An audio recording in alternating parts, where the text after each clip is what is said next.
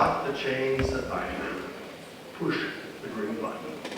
Senators battle it out on the last day of the legislative session. Good evening and thanks for joining us. Today was the last day of a short 60-day session. That's right, and lawmakers had to tie up some loose ends and address a governor's veto. Channel 8 Eyewitness News reporter Veronica Ortega has more in tonight's top story. Veronica? Rod and Megan, they spent hours discussing the controversial immigrant work license bill, and after the debate was over, senators voted to override the governor's veto 31-13. 31 A's, 13 Nays. The legislative bill 947 is unlawful. It was a standing ovation after a tense 2 hours of debate on the last day of the legislative session. The controversy was over a motion to bypass the governor's veto of a bill that would allow young immigrants to obtain professional and commercial licenses. People on both sides came prepared to fight. Let's be on the right side of the street.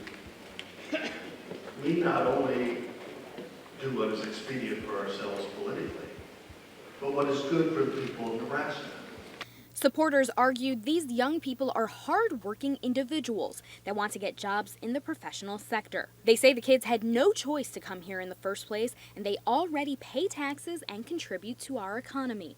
Opponents that sided with the governor say those immigrants remain here unlawfully, and it's unfair and unjust to grant them the same privileges as those who entered the country legally. Until the federal government decides to take this issue on,